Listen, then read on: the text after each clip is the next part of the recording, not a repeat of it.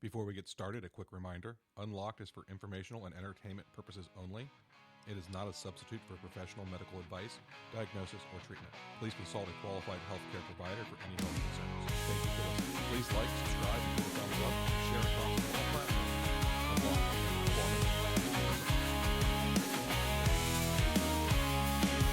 Steps up to the plate, feeling the weight. The crowd's cheering loud, but it's up to fate. Struck out too many times, doubts creeping in, but he knows in his heart it's time to begin. He remembers the lessons, the words that they say. Welcome to Unlocked. I'm Coach Eric, and I hate losing. I know, that's amazing, right? I hate losing. The truth is, and this is going to sound terrible, I think I actually hate losing more than I love winning. I mean, I like to win. I really like to win. Winning's awesome. But man, I hate to lose. And I've gotten a lot better over the years. In my younger years, losing it would gnaw at me. It'd eat at me. I always remembered the worst moments better than the best moments. And that is such a destructive behavior. And I look back on it now and I see that in myself. And I've spent a lot of time trying to work on that, trying to coach better than that. But the reality is, deep down inside, at my core, I hate losing. So I'm sitting here on the couch, and I'm not intending to do an episode today. And I'm just thinking about this fact. And I know I've passed this gene down to at least one of my kids. And my wife's the same way. We're not good losers. And we're trying really hard to be supportive in wins and losses. Everybody needs to be supportive in wins and losses. And I thought about my journey to becoming better at that and what I did to make myself better at it and how that could help somebody else who's also trying to figure out how to make losses less devastating. So the origin of this train of thought was I was talking with another coach who brought up one of the most traditional ways of handling losses. And that is the be a parent first, right? So if you're, and this doesn't just apply to parents, it also applies to teammates, be a teammate first. If you're on the ride back from a loss, what you don't want to do is harp on the mistakes. You want to be a good friend, a good teammate, a good parent. And they always say as a parent, what you want to say is, I love watching you play, and leave it at that. Really, really hard to do. I think even the guys who are the biggest proponents of that will admit to sometimes slipping on that one. And as a teammate, and it's even harder because you don't want to sound like you're pandering to your teammate, but when your dude commits an error, misses a key shot, takes a bad penalty, sometimes they need picked up and they don't want to hear it. They're pissed off on the bus. They don't want to hear it. And some people will tell you it takes leadership to confront that guy and tell him, hey, you got to get your head out of your butt. You cost us that game. All right. It makes for great drama in movies. Other people will tell you, and you go over to them and be like, man, you're still the best. We know you're going to get the next one. But that might feel like coddling or mocking. So it becomes hard. How do you handle that loss? And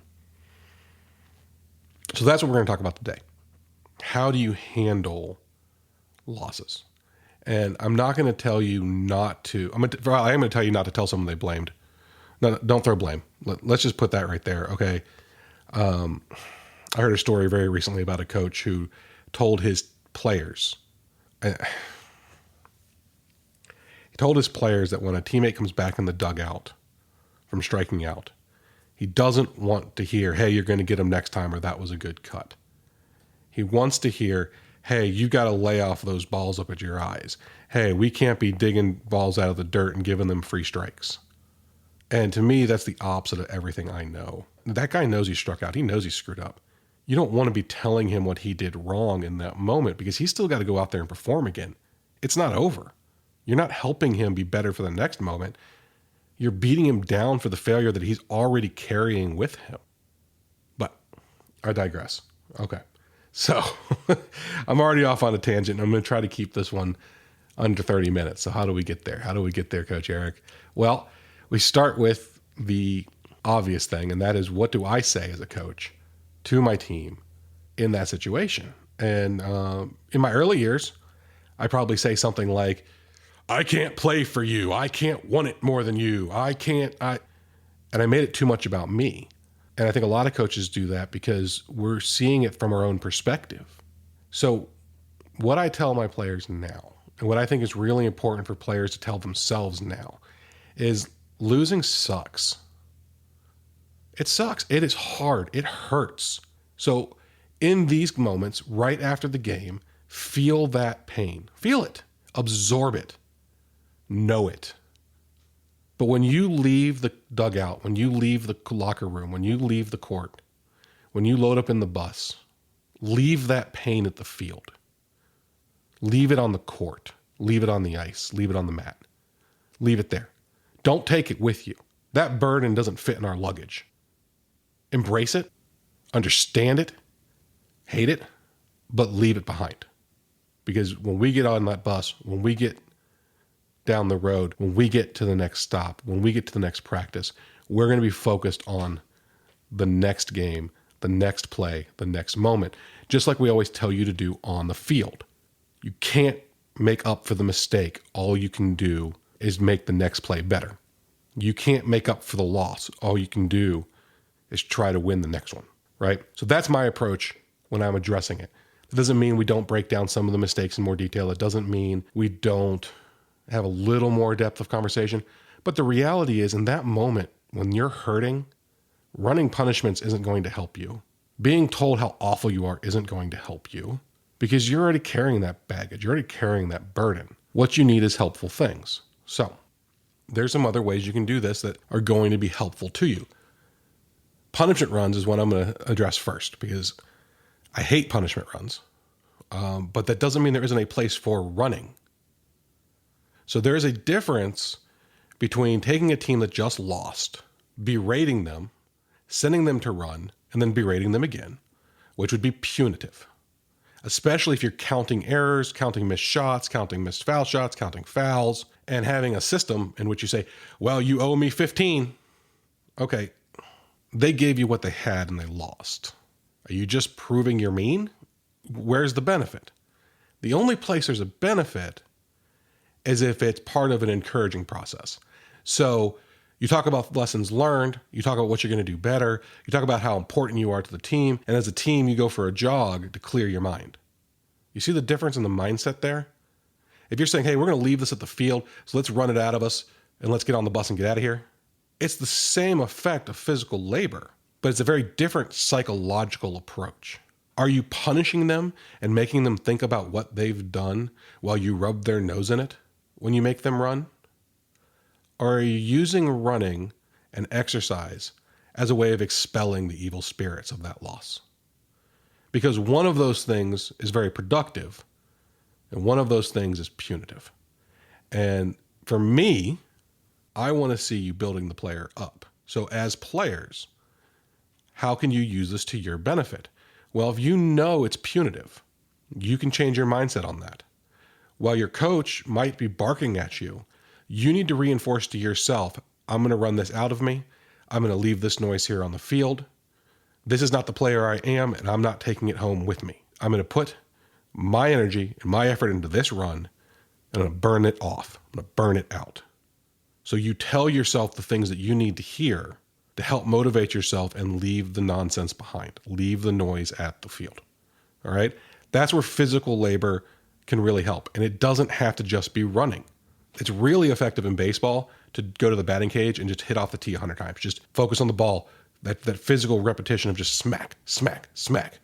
If you're a pitcher and you do a J-band routine or any kind of band routine, I like the crossover symmetry ones. If you're playing hockey, man, how many guys have you seen just like ticking the puck back and forth on their stick? Tick, tick, tick, tick, tick, tick, tick, tick, tick, tick, tick, tick, tick, tick.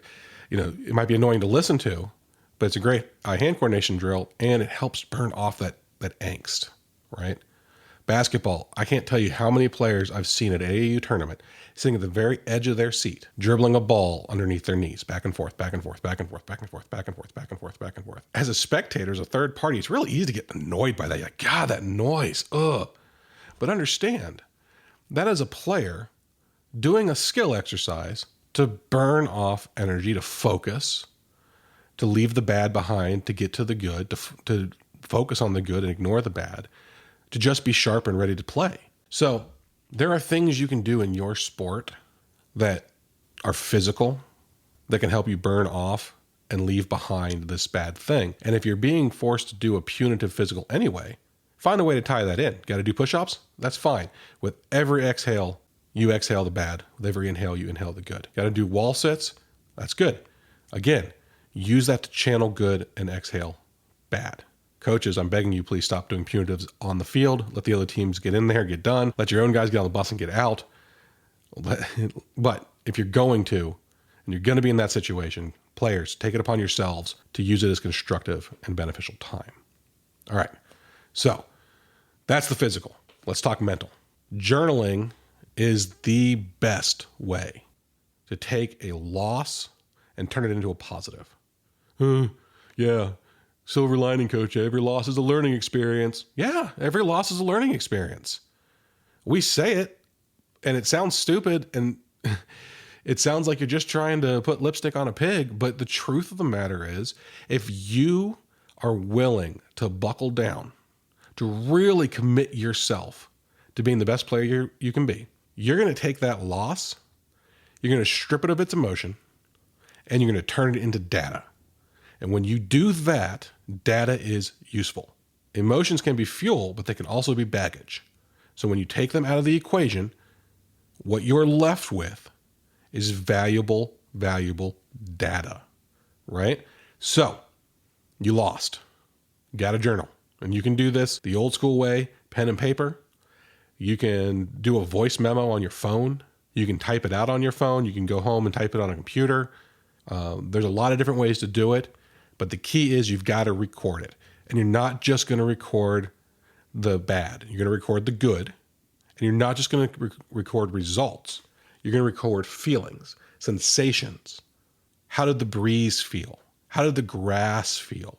What were the smells? What was going on in the audience? What could you hear? Was there a crazy smell because you were close to the water processing plant? Record all of those things too, because those triggers, as you go back through the data, are going to help make the memories of those moments more real. And then write down the plays that were important for you in that game, the good ones and the bad ones. Write down the flow, the feel, anything that comes to mind, key things teammates said, key things opponents said, key things an official said, things your coach said.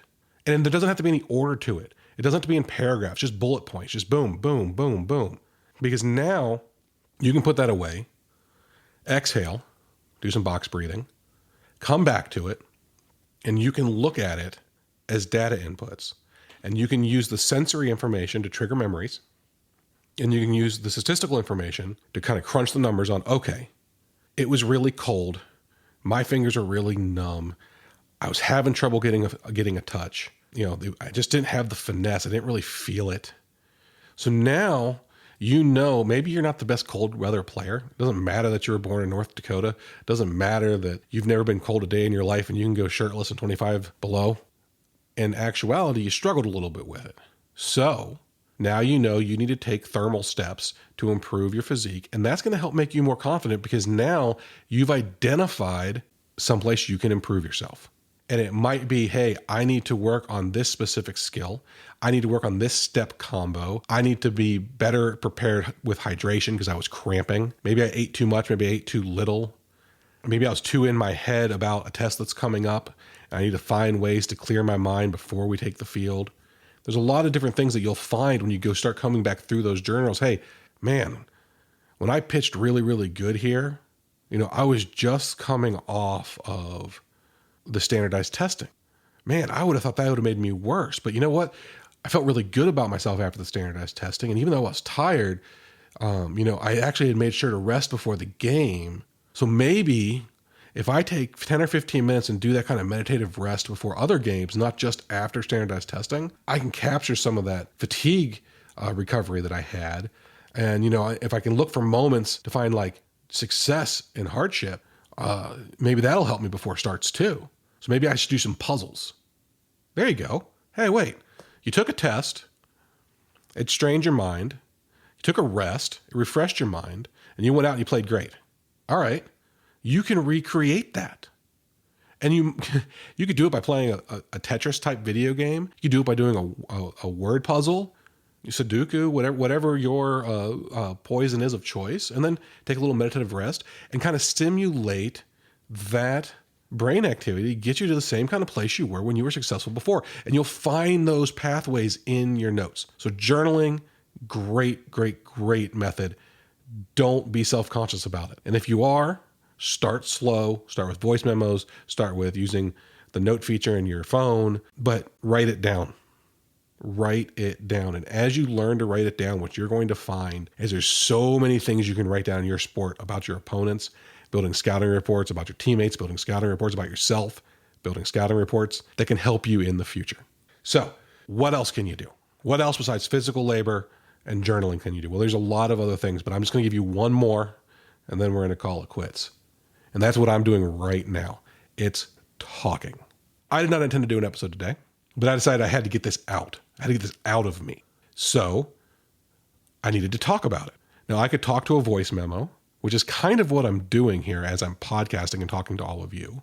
I could talk to a teammate. I could talk to a significant other. I could talk to a family member. You know, do you have that kind of a relationship with your mom, your dad, your uncle, your aunt, your grandfather, your grandmother, best friend, your bartender, your barber? You know, there's all these stereotypes of people that you talk to, the lady in the checkout line. But part of that's because unloading is therapeutic. So if you've got a sports performance, mental strength coach in your organization, there's a great person to go talk to. If you don't, you can always get one. But if you don't have one, find somebody that you can talk to. And even if it's just talking to yourself, actually say the words. Now, this is going to sound a little crazy. Yeah, there's a surprise. Coach Eric is going to say something a little crazy. Well, at least I'm not ranting today. Maybe I'm ranting a little. Okay, maybe a lot. So, talk to yourself out loud. Vocalize. Make the words real. Talk to the mirror. Talk to the wall. Talk to your imaginary friend. If you can't find a warm-blooded human to talk to the dog. Talk to anybody, and yourself is included in that.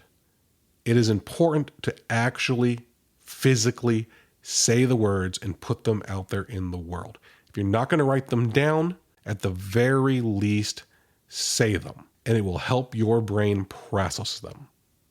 It will make them more real.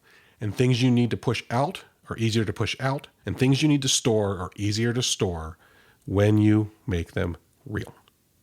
Where does that leave you? Well, it doesn't leave you with losing is fun.